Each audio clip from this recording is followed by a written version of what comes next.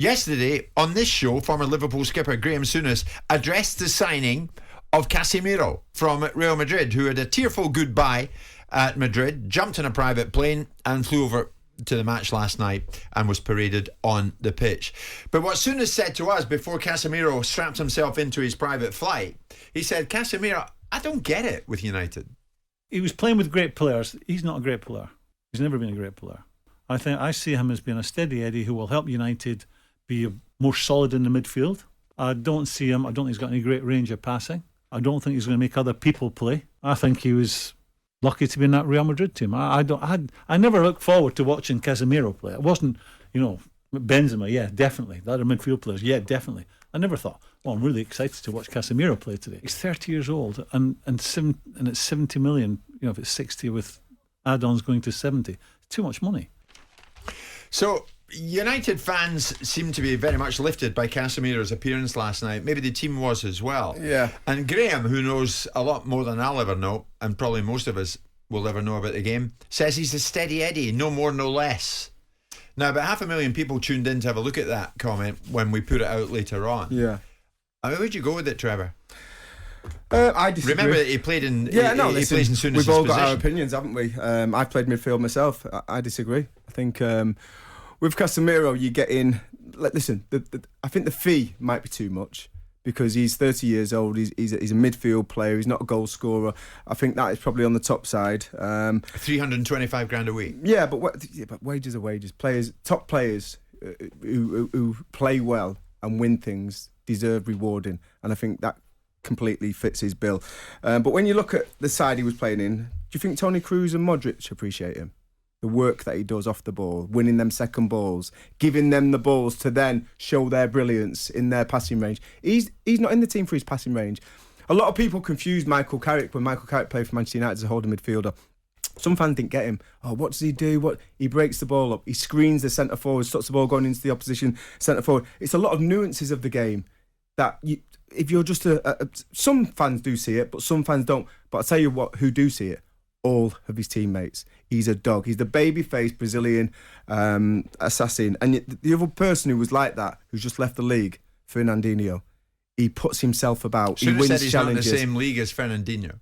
I disagree. I think he's up there. I think he's probably not got the same mobility. He might not be as quick as Fernandinho was, and maybe not the same height. But when you're talking about anticipating where the ball's going to land and getting there first and retaining possession and giving it to them ball players, he's second to none. He's one of the best in the world at that. And I think if he goes in at Manchester United, they could play a one pivot. Instead of playing two pivots, they could play with a single holding midfielder, which will allow more offensive players to be in the team.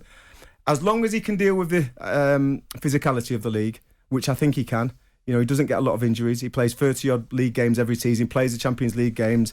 I think he'll be a massive success at Manchester United, especially under a manager who knows what he wants players to do in the team. I think it was clever business, Simon, I must admit, even for the fee, etc. But it was clever in that Manchester United got him over sharpish after it was all agreed.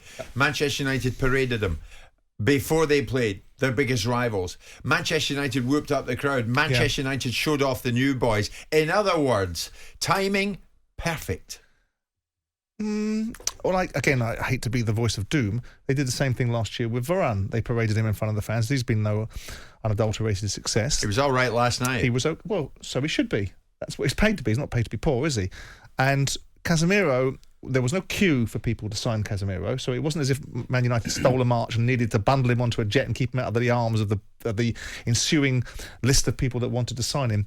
Look, Graham's view is Graham's view, and it's very difficult to argue with somebody that's played in that position and will know more about that position than I could ever possibly consider that I would want to have an opinion on. But I also didn't agree with Graham yesterday, because if you've played in the Real Madrid side for a variety of managers, most of them top, most of them have won have won the European Cup or the Champions League and won their own league and are playing amongst some of the most elite players in the world repeatedly, making 30 games a season, it's very difficult to argue that you're a bit of a pup.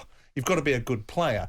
Is it a stellar signing? Financially it is, but is it a stellar signing to really reignite the feelings towards Manchester United? Probably not, but they probably need some really good signings that are sensible, that are character-based signings, that are going to do a solid job, that are like the cement in between the bricks, I think was what Ten Hag was talking about last night. He called Martinez last night. Yeah, that was Martinez, and I think this is another one of those signings.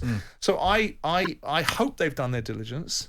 I hope that probably the ridiculous amount of money they had to pay the fella to lure him to Man United and give him a longer-term contract into his 30s is well worth it. And I think there's more positive to it than there is negative. So we're flying up to 11 o'clock. We haven't even thrown them in yet. Liverpool. Trevor, is it all down to injury? No, I don't think it is. They're in this predicament. I think the start of the season, obviously started the season really well, winning the Community Shield, and I think there may be a little bit of complacency come from that when they beat Manchester City. I think Núñez, obviously that's self-inflicted, no discipline, getting sent off, missing 3 games, which is going to put a lot of pressure on the defence when you start thinking about the way that St. Maximin played against Manchester City. He's going to be against Trent Alexander-Arnold. I don't see Trent improving in his defending, so that's controllable. I think Klopp could have done more work with Trent on that right-hand side. Robertson, he looks off it this season. He doesn't look his usual self. He set really high standards for himself. Again, the middle partnership, Matic is a huge blow. I think that's somewhere that Liverpool might think about strengthening, because if you look at Nat Phillips and if you look at Joe Gomez, and as much of a fan as I am as Joe Gomez, I think he plays better at right-back or when he's not playing with Virgil van Dijk, because I think that partnership doesn't work. You look in the midfield, I thought it looked old last night. Without being disrespectful, I thought they looked leggy. I thought they looked jaded. And then going forward, Malacia did really well against Mo Salah. He's still got his goal. He's still, knocking up them huge numbers of goal returns that he gets. But is he affecting the game? I think the biggest thing that I seen last night is they missed Mane. They missed Sadio Mane. His intensity, yeah, I thought his that as bravery. Well. Yeah, I thought that too. Of course, you would, but that ship has sailed. So I what know happens it now? I know it has. Well, Diaz couldn't affect the game. The lot did really well against him. And then Firmino, I think Firmino possibly could be leaving the football club. Núñez is obviously their star striker, but he's put himself out the picture. I think Liverpool are in a bad way, and I don't think they're going to be competitive unless they get some signings in, especially in midfield. It's been branded about Jude Bellingham to Liverpool. I think they need that kind of dynamism in the middle of the park, because if they don't get that, I don't think they're going to be as competitive as the fans want them to be. What does competitiveness look like? Top 2, doesn't it? It looks like top 2 for in the Liverpool. Window. I had a former top player last night message me saying, I doubt if Liverpool will be top 4. Top 2 is competitive for Liverpool. And anything under that, it's a downgrade on last season. So they were in everything last season, all 4 trophies, the EFL, the FA Cup, the Champions League and the league right till the end, and they ended up taking 2 cups. I think that was disappointing in itself. But to go off the back of that and then start the season with a lot of positivity, winning the Community Shield, and then start the season as they have, I think it's been a real underwhelming start for Liverpool. So you have to think they'll come good, but they need to do it now, don't they? We've got 10 days left in the transfer window.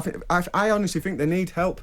You look at Thiago; he's picked up this injury. Where was the creativity in that side? Listen, don't get me wrong. I really like Harvey Elliott, and I think he's shown some really superb touches last night. But he doesn't seem to have that kind of mobility where he's going to drop a shoulder, take 2 players on, and whip it in the box. You need these players. And Jurgen seemed to play it down a bit, but Milner chipping away at Van Dijk, is there a bigger problem? I think that was deflection. I think Milner was awful last night. Are we looking at the same game, just out of curiosity? Liverpool had 70% possession. What does that mean? Well, hang on. They had 47 touches in the opponent's box, so we can't just say it's passive possession. They had the highest total of attacking touches in the opposition's box that United have had at their ground for however since Opta stats were put together. So when we're looking at Liverpool, we're looking at a moment in time, and when we're talking about how they played against Man United, yes, they're a little bit blunt. Not just Man United, 3 games. All 3 games have been underwhelming. Except they're way off it. They battered Palace by their own high standards. They battered Palace. No, they didn't. They battered Palace. Palace should have won that game. But on what basis? On the basis they had 3 1-on-1s. Because they had chances that Liverpool allowed them to have when they went down to 10 men. You're watching the game from different. So when I'll be watching it from Palace's eyes, wouldn't I? Well, I'm watching it from a neutral. When Paul Joyce says in the Times, and the headline is "United's technique and tenacity earns statement victory." Yes. Is that wrong? The tenacity, I don't know about their technique, but their tenacity, the first 20 minutes, Liverpool didn't match them. For the rest of the game, they dug in and they were tenacious and they were resilient. I'm sorry, when I last looked, the basic component of being a successful sportsman is resilience. So I don't know why we want to make that some sort of laudable and applaudable. But when I Because last it's been looked, missing. Liverpool so far, draw, defeat. Because it's been missing from Manchester United, Simon. That's why we're starting to say, And that's you know fine. what, that should be the minimum when you cross the we mustn't get line. into the territory of saying, let's all applaud something that should be bleeding there in the first place. I'm not because that's saying that. rewarding mediocrity. And Liverpool... And just to when they reassure get us, Ten Hag's not the man. Well, look, I know people will ridicule my observations about the clothes he's wearing. We will see. I didn't get a takeaway from that guy looking at that thing. I didn't sit there going, I tell you what, that's a bloody leader. Did you get a takeaway from Arsene Wenger when he was wearing his big jackets and Well, looked 25 years ago, Trevor, I don't know. I was 23 years But old, I'm 24 looking years at old. I wasn't I'm thinking looking about at it him then. from a neutral point where I've seen people come in the game like that where they look quite different to what we're used to seeing. He looked like a basketball coach, and I thought, well, he looked strange, but actually he turned out to be one of the because best. he's No, he looked like a you and basketball coach. takeaways He don't ended go up being together. one of the Remember best that managers recent we've kebab seen in you the had? Premier League. Trevor's still talking, isn't he?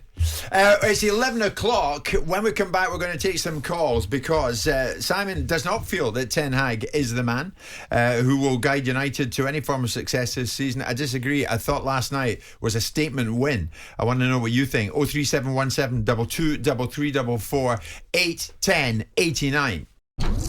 Jim White and Simon Jordan. Monday to Friday mornings from 10 on AM, on DAB, via the talkSPORT app and on your smart speaker. talkSPORT.